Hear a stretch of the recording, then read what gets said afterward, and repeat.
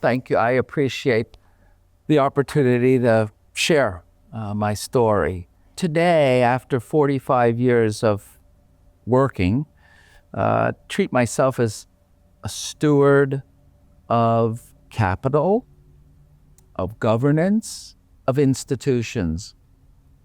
When I say that, it's because in this chapter, I'm a corporate director.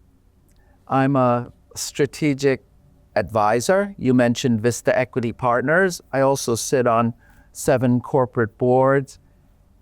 And also, when I talk about governance and a steward, I also have had the chance to be involved in many nonprofit and even public sector organizations. And so in this regard, I think I've tried very hard to share knowledge, context, where I can make a difference. Before that, because that's, steward is something you don't necessarily see as a job title or a company. For the first 35 years, I was formally on Wall Street. I started out as a banker at a firm called Shearson American Express in New York City. And it took me to Tokyo, to Hong Kong, and of course I was based in New York, so I was an expatriate. And then I switched from sell side to the buy side to private equity at Kohlberg Kravis Roberts, KKR. That was in Hong Kong, and that was about a decade. So between banking and private equity, that's my first 35 years. And then I retired, I won't say what age, and then the last 11 years here in Austin and the steward, if you will.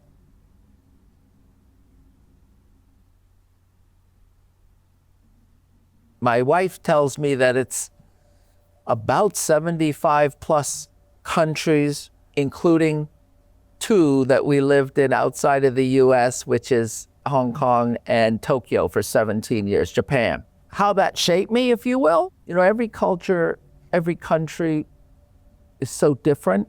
And so when you talk about Asia, you can't say there's a common denominator or this is what is an Asian, if you will. But what I found as the basic success factors for me, at least to relate to people, is I try to build a like.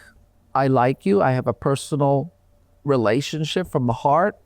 I trust you, because if you have like and you also can trust, there is a basis to do something. I like and I trust, and I respect you. I respect you for the topics that we have. Between like, trust, and respect, as a common denominator in every country I've traveled, if you can build that with your counterparty, and there's a mutual, you're able to navigate anything. Then you have to sort of understand the cultures and the particular, attributes that are specific to a country. But first, fundamentally, I always seek to build mutual like, mutual trust, mutual respect with one another.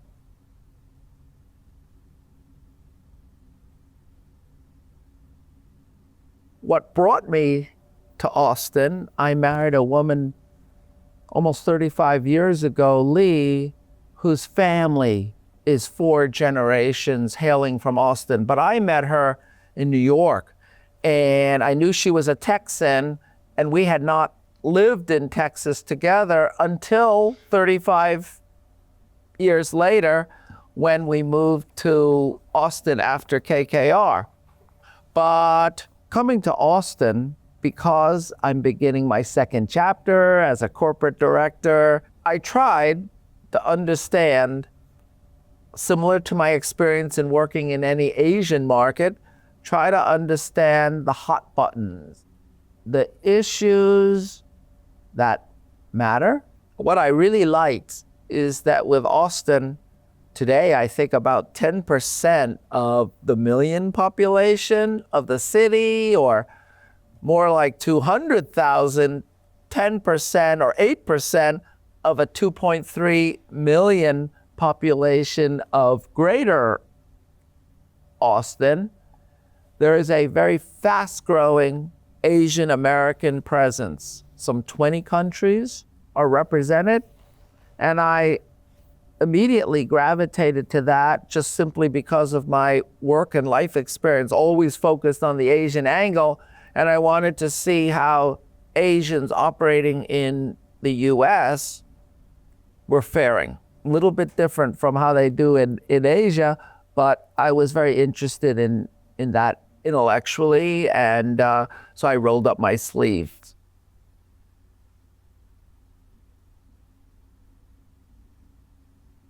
I think is first my observation of living in Asia. In Asia, let's say China, mainland China, which I'm a frequent visitor, even today, where I have involvement on the National Committee for U.S.-China Relations, so I'm part of a Track 2 dialogue representing the U.S. and engaging with Chinese, in particular around the digital economy. I recognize that Asia's the majority. The nationality, the Chinese in their country, 1.3 billion population, is the majority. And so, be it in the arts or government or business, Chinese are doing it all.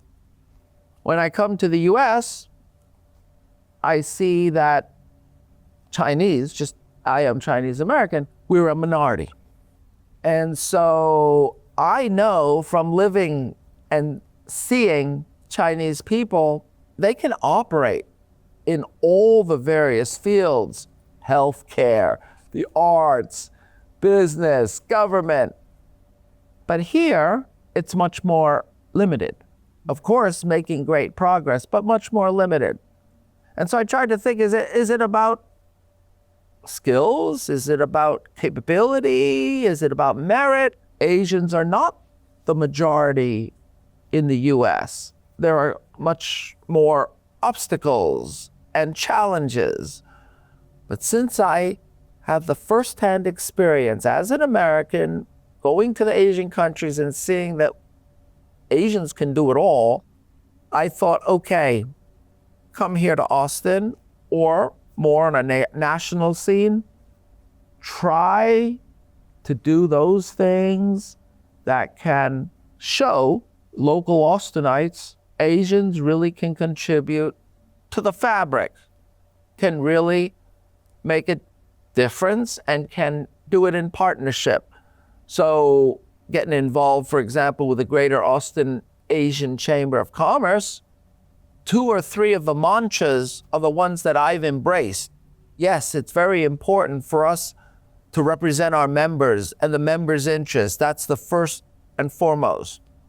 But also because we're a natural magnet for both Asian Americans and even Asian countries' representatives. I have been able to try to do my part to attract different types of Asian companies, government, other interests, academia, to try to find collaboration opportunities with the University of Texas, with the mayor's office, all in a public personal capacity. At the same time, the million people, or the 2.3 million people of Greater Austin, have businesses and ideas and services. Some of it will be very interesting, I think, to certain Asian countries who have expressed interests. We've had Hong Kong, Singapore, Japan, Malaysia, Taiwan, Korea.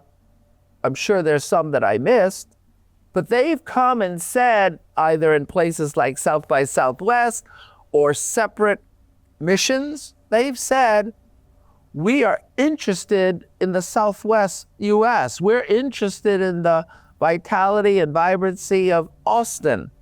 And as a result, to the extent we have Asian businesses and people who want to go to those countries, the way GAACC organized a Korean travel party in 2025. That's another way. So one is catch the inbound interest, one is to bring outbound.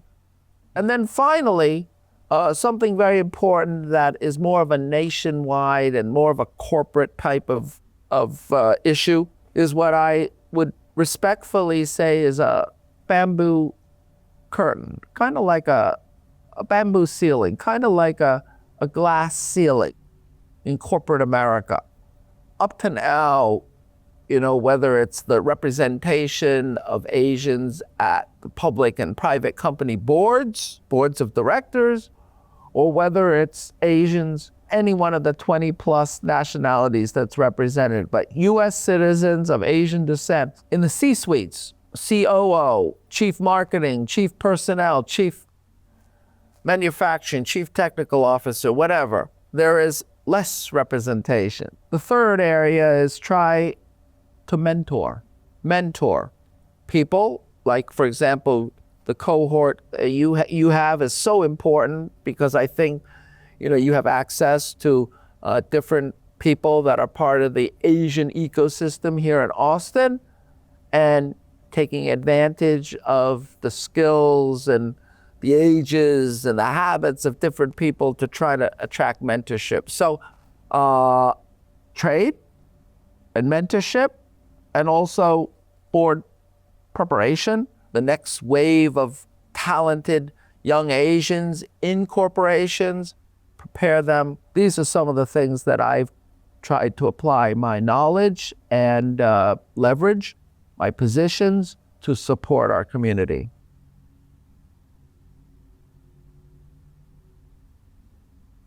Very personal, specific initiatives that I have been involved in outside of GAACC that are Asia specific would be, number one, in 2024 or 25, in any event, it's still today a program,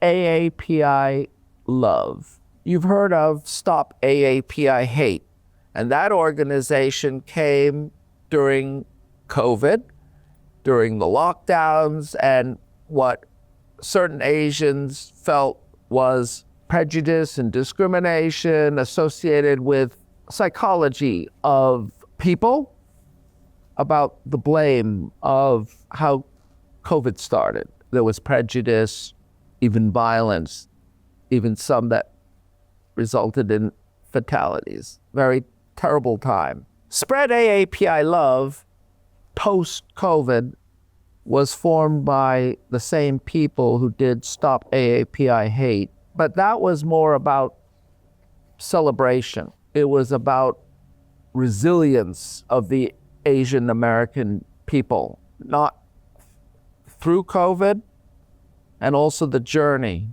even from, the early times of railroad and others. It's a celebration, it's a resilience, it's a solidarity of people, and even resistance in a very respectful, legal way. There's an African proverb: if you really want to run fast, you run by yourself.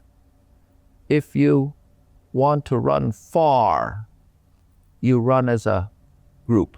Spread AAPI Love was something I believe very passionately, and I personally underwrote at the beginning this initiative, and I think of things like the African proverb, and I try to make people recognize that if they could complement and share their knowledge, their passion together, we can go far. And the second one is my involvement with the National Committee for U.S.-China Relations. This is a bipartisan group that actually was formed at the time Henry Kissinger, when he was going to China and there was ping-pong diplomacy. We recognized that mainland China and the U.S. have many commonalities, yet Also, we are competitors. Now, today, many people describe it as a strategic adversary. Wherever we are on the spectrum, the most important is dialogue. Because if we're not talking, we can't accomplish anything. And so I got involved in the last 5-6 years because I really believe people-to-people exchange with any nationality.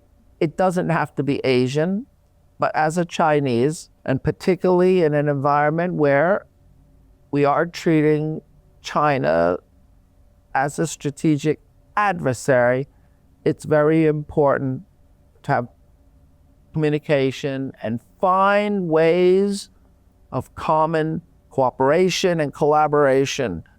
And I do it in a business way, in particular, digital economy, which involves anything from semiconductor chips to software technology, if you will.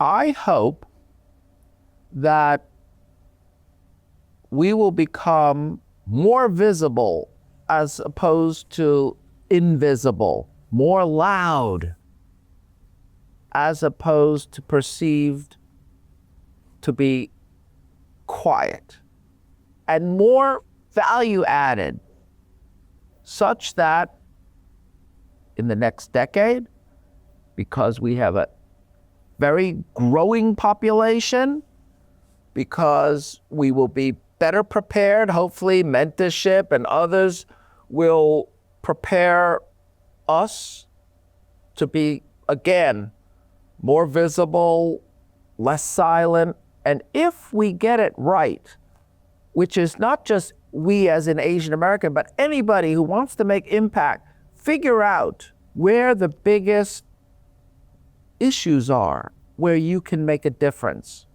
Sometimes in my own philanthropy and in my own public service, it's not about the scale of the problem and getting the biggest impact broad, but it's how deep you can be with a few people. I'm very proud to be credited for having mentored at this stage several hundred people. And I don't say that, but schools, including the University of Chicago, Dean said, business school, that just under his watch and anecdotally, since I graduated, I have mentored hundreds of alumni, now all, students, alumni, and people who are friends of the Chicago Business School. And that is just as important to try to make going deep with individuals where they need some help on a particular aspect. And if I can share something to help their skill base, their habits, to prepare them so they will bring their best selves to whatever business or personal activity, that will be, I think, important. So next decade, I'm optimistic that your generation and people that have a seat at the table, there'll be more seats, more contribution, and we help each other.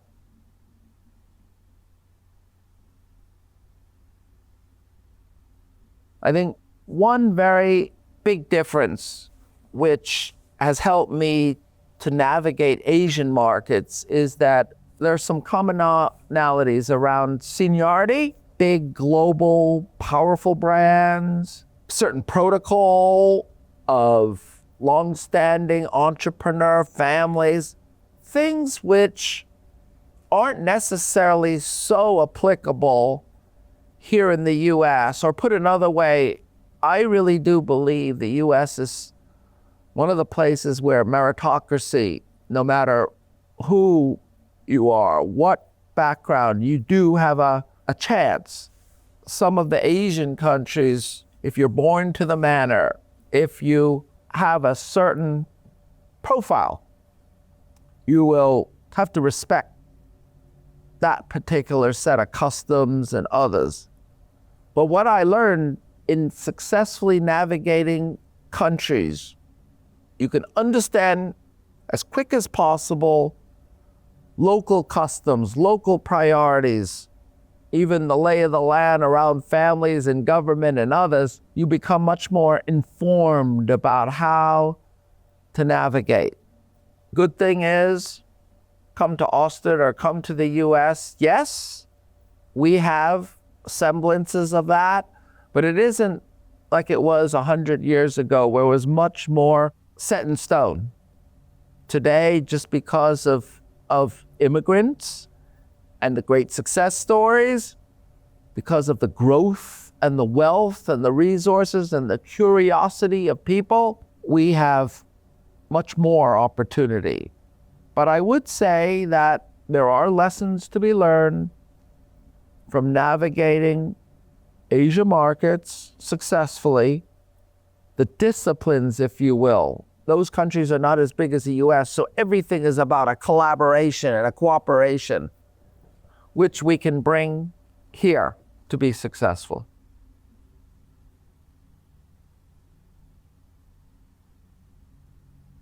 Entrepreneurship, small business, creativity, innovation.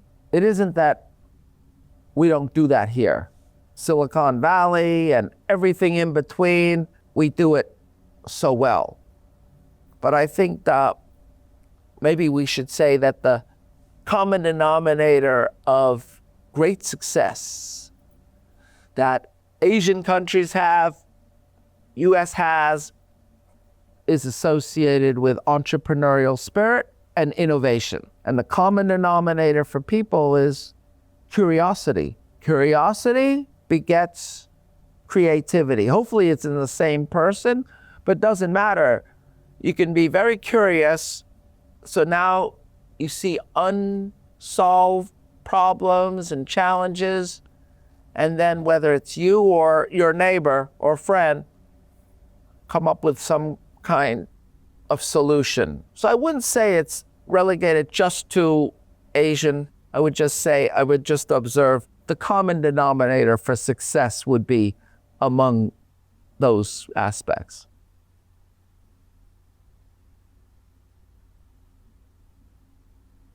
I would like to think about success factors and advice to AAPI leaders of all ages based on several different kinds of metrics. One, a set of behavioral traits which I think would hold any of us in good stead. These include teamwork, integrity, operating with integrity, being accountable for your actions, being relationship driven, innovative, and excellence. So teamwork, integrity, accountability, relationships, innovation, and excellence. That would be about behavioral traits. And I think that we can all relate to why those could matter. Number two, a different way to think about it. You could be, doesn't matter what age you are. You're in a corporation, you're in a company with other people, it's not your company, or even if it is, there's two types of impact that you have. One is internal impact, that's within your company, and one is external impact.